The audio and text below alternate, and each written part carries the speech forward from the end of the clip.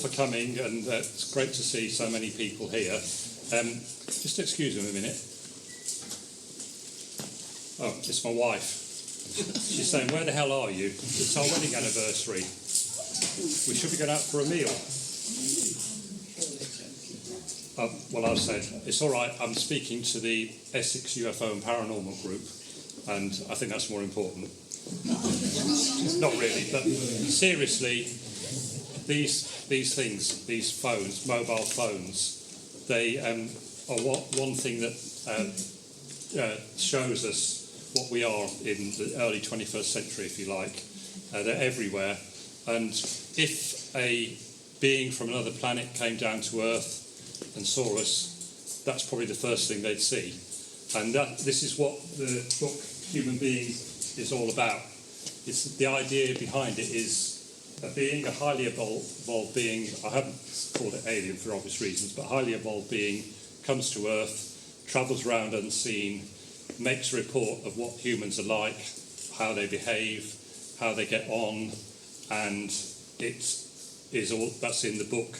So this is obviously a book launch for this book. Hope you'll be able to come and have a look and buy it, hopefully. And we also got some T-shirts as well and other books. But thanks for coming. Right, let's start with the first one.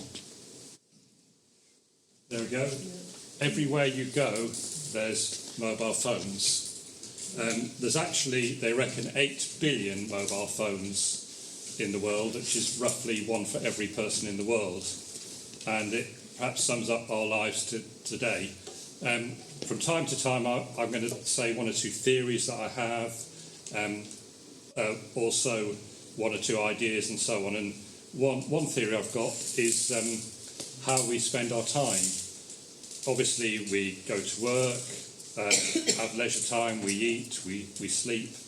But one of the main things we seem to do nowadays is waiting for the bus, waiting for the train, waiting for a plane at the airport, waiting at the doctor's. You are caller number 150. You know what it's like. And no wonder people use these. But they do make a difference, obviously, not just for calling, but let's look at something that I discovered on the internet. You'll be able to carry your phone in your pocket in the future. This is from a newspaper cutting. I think it's genuine. I don't think it's AI. And this was from in the 1960s, 1963, from a town called Mansfield, not in this country, in the USA, where the local telephone company is talking about having mobile phones in the future. And it does make you think, because they say people behind the scenes, as I call them, have technology years and years in advance before the general public know it. So what about the uses of mobile phones? That's a little cartoon. If you were telling someone back in the 60s about all the things a mobile phone could do, they probably wouldn't believe you, but you know you can use a phone obviously for calling people, texting people, finding out the news, information about anything. A lot of people have got books on, or music, calculator, diary, etc. And these have taken over our lives, and yet we don't seem to, they're very valuable in a way. A lot of people have bank accounts on them and use them to pay for things and so on, yet we don't seem to look after them very well, I think. For example, last year I actually lost my phone. I was going down to Devon for the weekend to see my uncle on the train, and I got on Leigh-on-Sea station and it wasn't there in my back pocket. Maybe it's my backpack, went in back, nothing.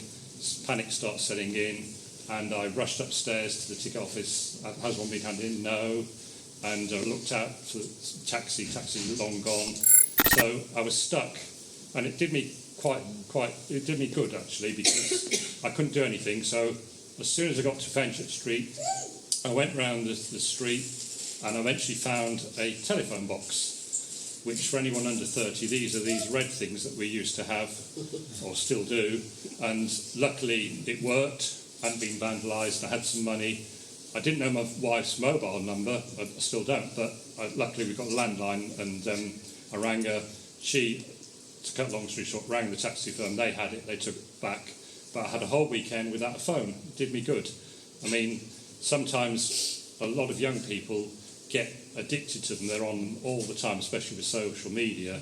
And there was a survey last year, I think it said the thing that some young people are most worried about is losing their phone. But it doesn't matter. This next one, sort of a well-known thing about how humans have evolved. Here's a new one to put on. Homo mobile phonus. But anyway, let's get on with the first part, which is about what are the origin of human beings. Right. Mainstream science has the out of Africa theory, which I'm sure you're all used to. The idea that modern human beings started off somewhere in Africa about 120,000 years ago from an earlier species called Homo erectus. And then they say that they left Africa about 60,000 years ago and spread out gradually into the world, and this is where we all come from. Not every scientist agrees with that. For example, some argue, well, they found human remains in Mexico from 250,000 years ago, or in Australia from 400,000 years ago. And then some people say, well, how come that you've got maybe 5 main racial ethnic types of humans apart from the Africans? You've got Caucasians, you've got Native Americans, you've got Asians, and you've got Australoids, as they call them. They're all different in a way, different colour hair, different eyes, different skin colour. Could they have all come from the same racial type? Obviously, religions say we all were created by God and that's that. Or have we been deposited here by more advanced races from other parts of the universe? This is the ancient aliens idea, obviously popularised by Eric von Däniken through Chariots of the Gods and other writers like Zechariah Stettin. But a lot of indigenous peoples all around the world seem to look to the skies for their gods. For example, you have the Dogon tribes in Africa, and they look to Sirius as a place of their origin. Aborigines in Australia look to Orion, and Native Americans look to the Pleiades.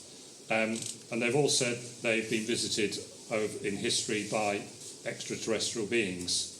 So, were we actually created by other more advanced races? Well, here's one book I've been reading which puts forward that idea. Humans are not from Earth. Anyone read this book at all? No? Okay, well, it's quite an interesting book. The guy who's written it is a scientist, and he approaches everything from a scientific point of view.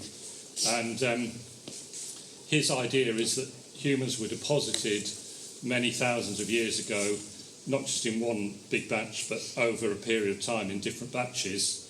And some of the reasons he gives for that, he's very thorough about it all, but one of the main ones is the way we react to the sun and sunlight. We can't really look at the sun straight at it like a lot of the animals can, and we get affected by getting sunburnt, skin cancers, etc.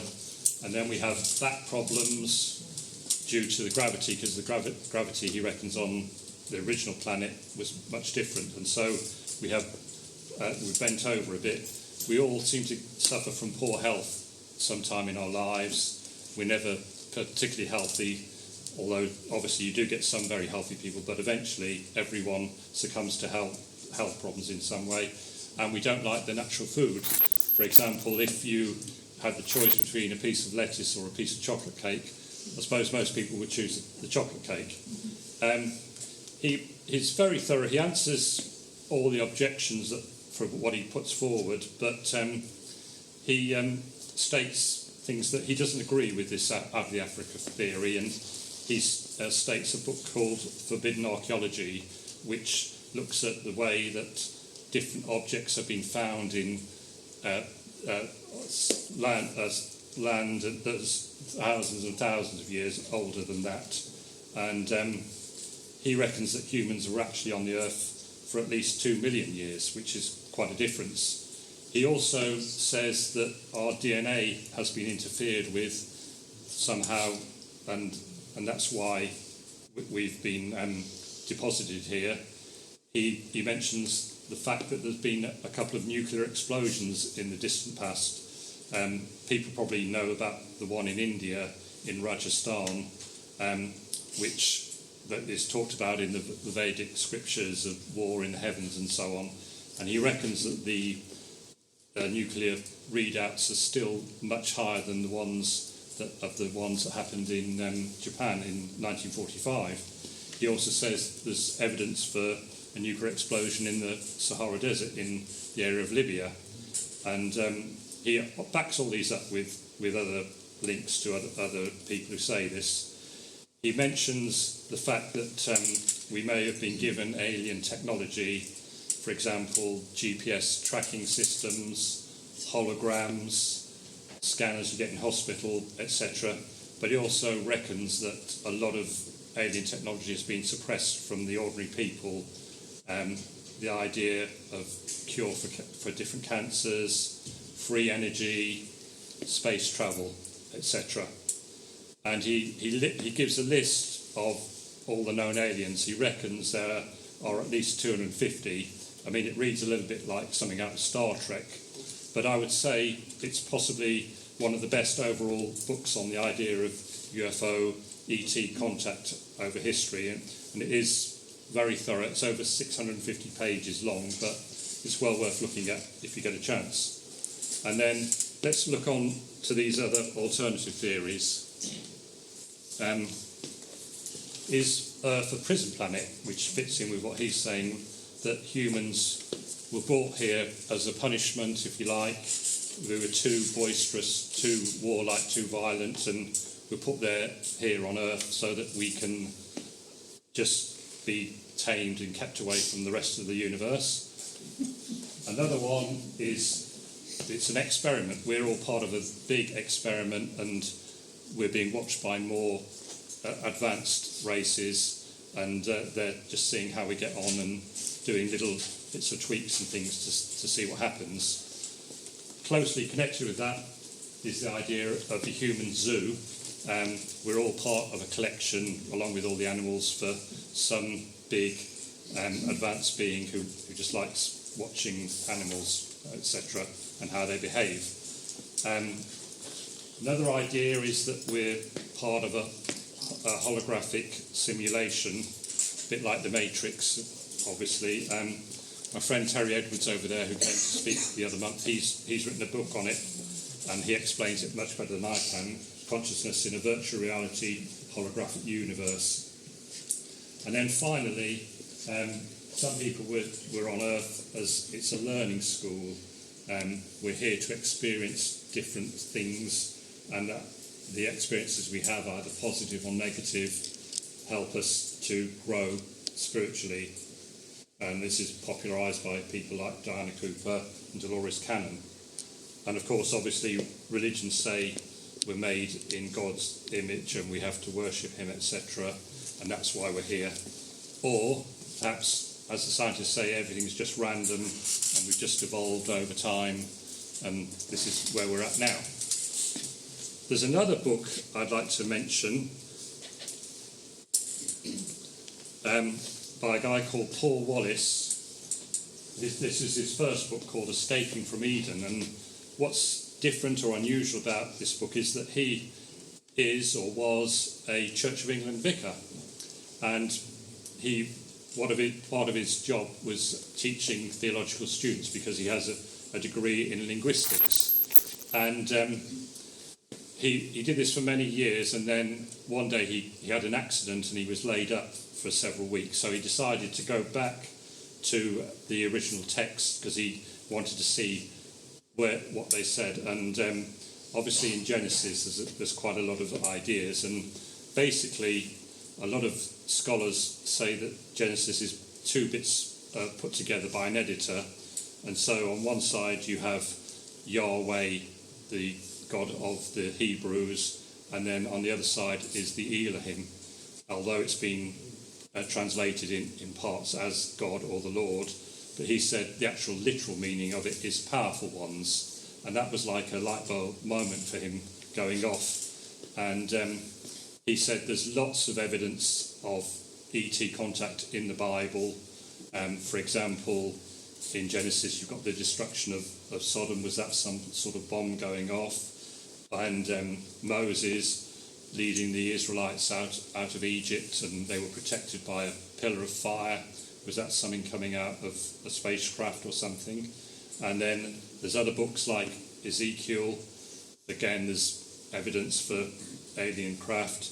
And the book of Job, which is quite unusual because you think that's possibly an Arabic book that's come in, but there's actually a verse in Job which actually mentions Sirius, the Pleiades and Orion all in one go, which links in with what we were saying about the indigenous peoples. And then finally there's a book of Enoch, which is very straightforward, talking about UFOs, if you accept that, which isn't in the Old Testament as such, but it's part of the Apocrypha, which is a set of books that are added on extra. So as a result of this coming out forward with it, he had lots of people contact him, and this is his first book, which he said about what happened and the fallout he had from his colleagues and so on. You can't teach this, etc.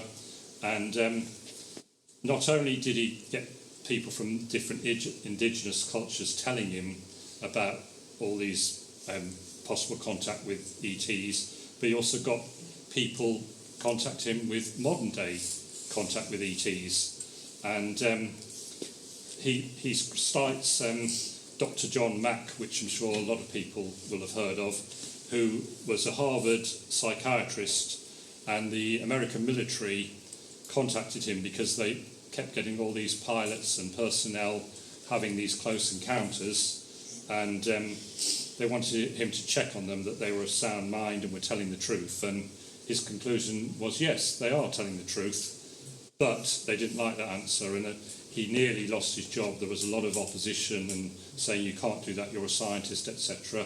But he had a lot of support as well, and he kept his job as far as I know. But the idea of alien abduction, some people say, oh, it's just all a dreamlike state. How can you go through the car roof or go through solid brick walls of your home? But this is what thousands and thousands of people said has happened. Next month we've got Anthony Peake coming, who's going to speak on the subject of the hidden universe, and he's probably a better person to explain all that and what the theories are. But this guy, Paul Wallace, has actually been endorsed by Eric von Däniken because he likes what he's saying, and he's been touted as a possible successor to him. But he's written about 5 books now, all with the title Eden in the book, and definitely worth reading. So, that's some of possible origins of human life on Earth. Let's get to the present. So we're back to the cover of my book, a man and a woman, male and female, and one of the things that we seem to have in our lives is this idea of free choice, or duality, as some people call it. There's 2 sides to every story: left, right, good, bad, right, wrong, us, them, sunny weather, rainy weather, Conservative, Labour, Democrat, Republican, positive, negative, or fear or love. Some people say it's all due to our brains. The brain is split up into 2 parts, the left brain and the right brain. Some people say that, they're left brain people or they're right brain people. For example, they reckon the left side of the brain is the more analytical, mathematical, quite hard thinking, if you like. whereas the right brain is more creative, more intuitive, spiritual, etc. But there's a myth that we only use 10% of our brain, but scientists say that's not true. We actually use most of our brain, and we use both sides. But there is an argument, you could say, that some people are more right-brained and more left-brained. And then, apart from our brain, or emanating from our brain, we have our emotions. And again, there's a bit of duality here.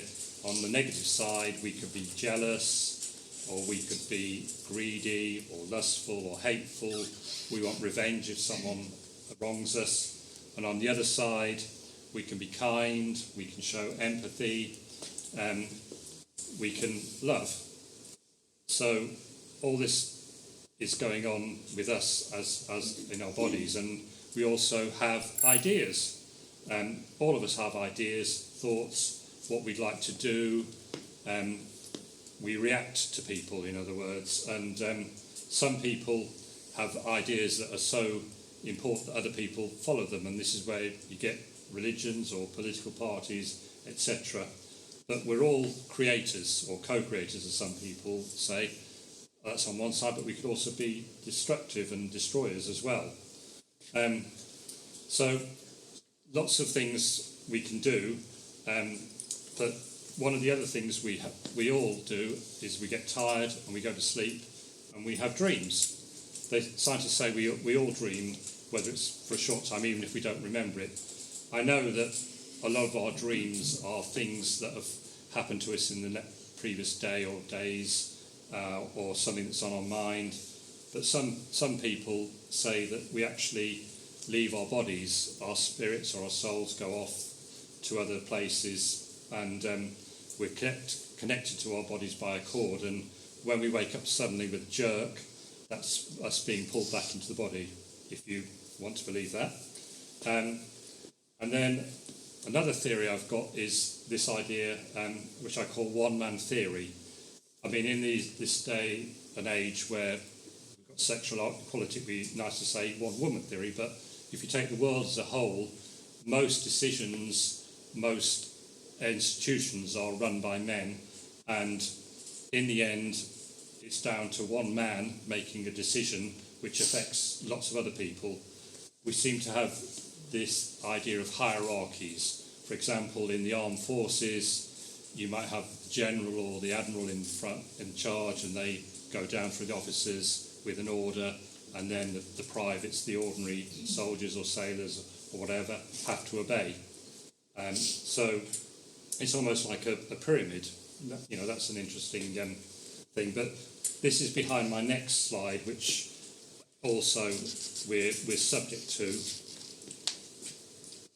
and that's the idea of systems. Now, systems are man-made constructs, rules and regulations that we're caught in, we're born into them. For example, you might have the system of education, or the system of healthcare, the system of parliament, the system of the royal family, the system of ownership of land, or the system of money. Let's look at a couple of them. Here we are, the system of parliament. There's the House of Commons.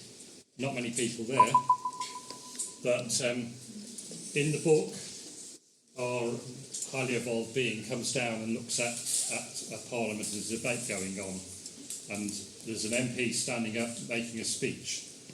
My government have done a tremendous job in reducing taxes and so on, and then as soon as he finishes, there's all this howling and booing and hissing, and then the speaker goes, order, order, and then he points to someone on the other side, and they say, we think the government has done rubbish, they haven't done anything. And again, there's all boos or cheers, and our highly evolved being looks down and says, what the beep?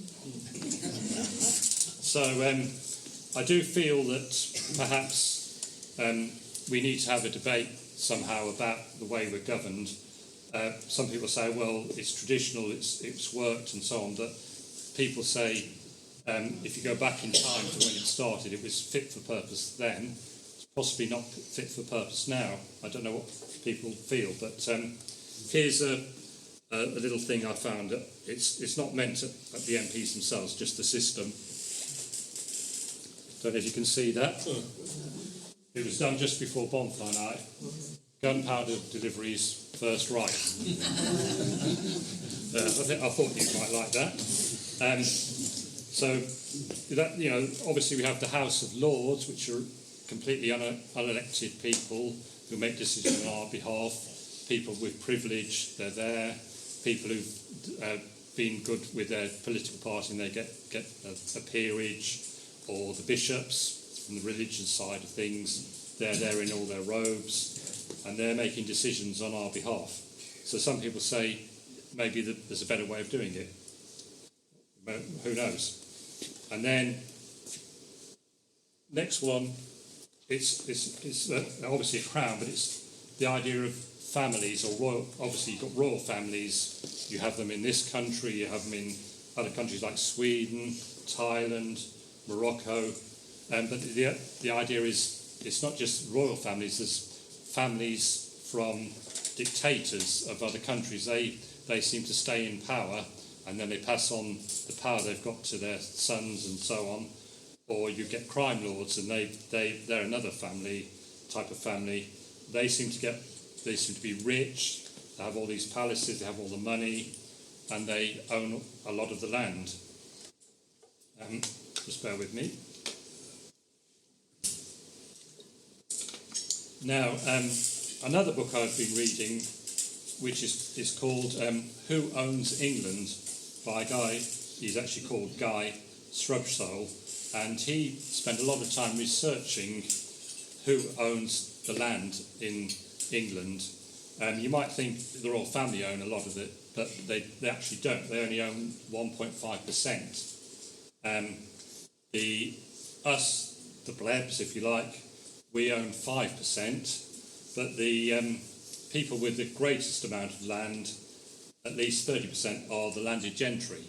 And it all stems from the days of William the Conqueror, who just came with all his armies and took over all this land that other people used to live on, and they had to move, and they built all these castles to control all the population.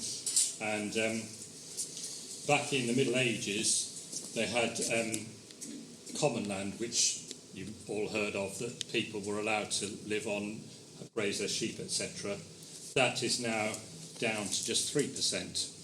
And other people have come in, like all these big corporations. They buy land, developers, and so on. And he reckons that there's actually 17% of the land that's unaccounted for. We went to the land registry, but he couldn't actually find where this 17% was. But he reckons it is the landed gentry, because when you buy and sell property, you have to register with the land registry. But if they've been there on that land all that time, they haven't moved. So that's why there's possibly nearly 50%. But he reckons, this is the staggering conclusion, he reckons that 1% of the land, 50% of the land is owned by just 1% of the population, which seems quite crazy as well. So there are some things about these systems. I will talk about money as well, but not just yet in the second half. This is something I found on the internet. We were all humans until religion separated us, politics divided us, wealth classified us, and race disconnected us. So that's possibly a good summary of what the situation is at the moment. But don't despair.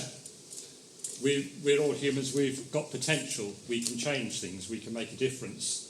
And I just want to finish this section by looking at 3 different people who I would say are extraordinary humans. They've done something different, a little bit unusual with their lives, if you like.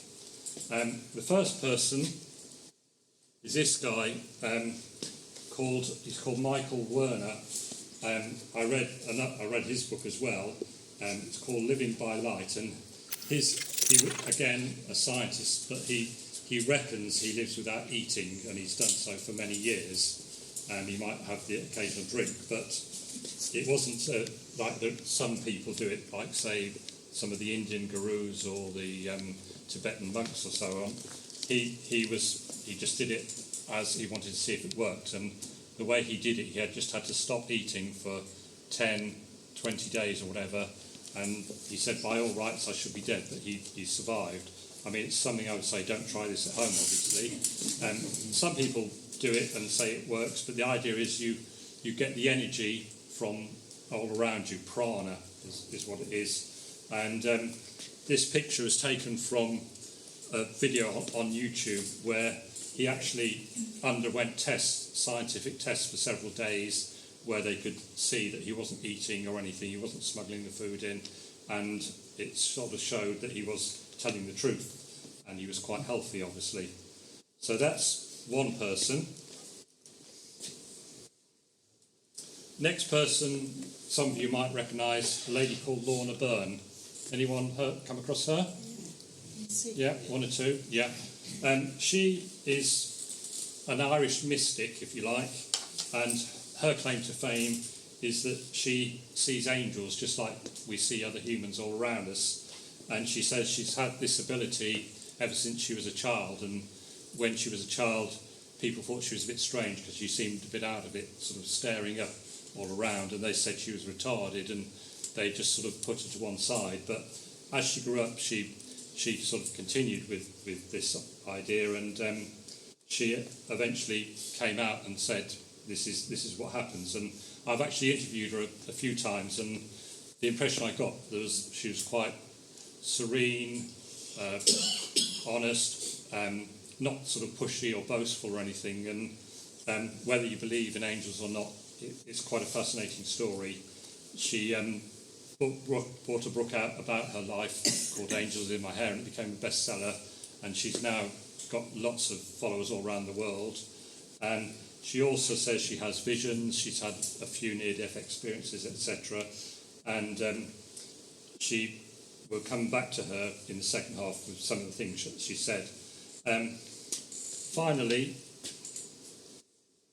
there's this guy, he's called David Ditchfield, and he had this quite unusual experience where he was at Huntingdon railway station, which is on the main line between King's Cross and Peterborough, and he got on a train to put some luggage on for a friend who was leaving, and then the door started beeping, so he rushed off, and as he rushed off, the door shut and caught his coat in the doors, and he panicked, tried pulling the coat away, it wouldn't come off, tried tearing it off, but he couldn't undo it, and then the train started moving.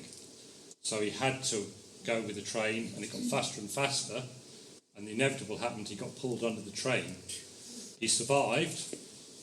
He got, I don't know how he didn't get caught by the wheels, but he got under the train.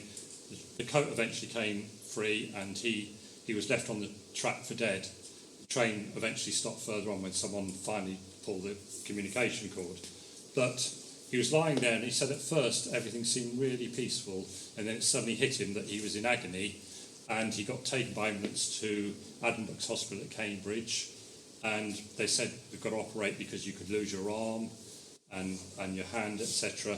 And he was lying at the hospital ready to go into surgery, and all of a sudden he blanked out, and he had what is known as a near-death experience. And as a result, he survived, his arm was saved, but he did lose a finger, and he had this desire to paint what he saw. So this is the painting of what he saw, and he didn't have any artistic ability beforehand, but since his near-death experience, he's actually painted over 50 different paintings. So as you can see, very vivid and colourful, and he said in this experience he felt intense peace. He could see these beings who were comforting him and communicating with him telepathically. And not only that, apart from doing the painting, he had all this music going on in his head, and he didn't have any music ability, but he started managing somehow to get the notes down into music, and he wrote a symphony, a classical music symphony. He didn't write just one, he wrote 3. And his story is in his book, Shine On the Story, and Dr. Raymond Moody, who's a world expert on near-death experiences, has said it's one of the most profound experiences that he's come across. I actually interviewed him a couple of weeks, and it's on my podcast, which is on some sheets I've got over there, which tell you all the links, etc. And he's quite an ordinary guy, but he's had this extraordinary experience. So just finish off the first bit there with the idea that we are capable of achieving a lot more than we have. So in the second half, I'll talk about a bit more about us and about the future. But for the time being, if there's any questions, please let me know. It's a bit hard to see you all, but any questions? Or has that sort of blown your minds? Yeah. I might jump under the train if they give me the lottery numbers. Yeah. Forget me. Yeah. Well, thank you very much for the first one. Okay, so that's the first